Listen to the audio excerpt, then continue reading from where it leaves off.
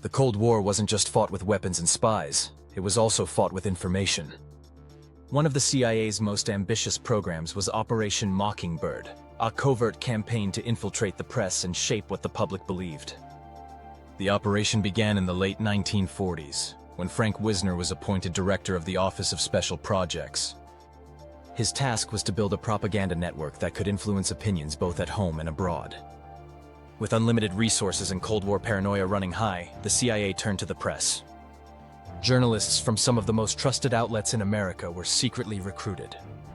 The New York Times, Newsweek, Time, and CBS all had reporters or editors who worked closely with the CIA.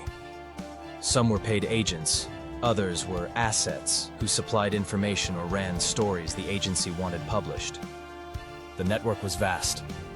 By the early 1950s, the CIA had more than 3,000 operatives working on propaganda efforts. Entire articles were planted, foreign correspondents doubled as spies, and news stories were slanted to promote US policies while discrediting the Soviet Union. But it didn't stop with print. The CIA also invested in film, radio, and even cultural projects. One famous example was the 1954 animated adaptation of George Orwell's Animal Farm, secretly funded by the CIA to push anti-communist themes. For decades, the public had no idea. The operation was so well hidden that even many inside the government were unaware of its scope. That changed in 1975 when the Church Committee began investigating intelligence abuses. To the shock of Congress, Operation Mockingbird was confirmed. Lawmakers discovered that taxpayers had unknowingly funded propaganda campaigns that cost an estimated $265 million a year. The scandal raised difficult questions.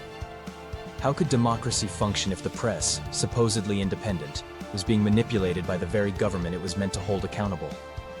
While some reforms were introduced, many documents remain classified. Some historians believe the CIA simply rebranded its efforts, shifting to more subtle forms of media influence.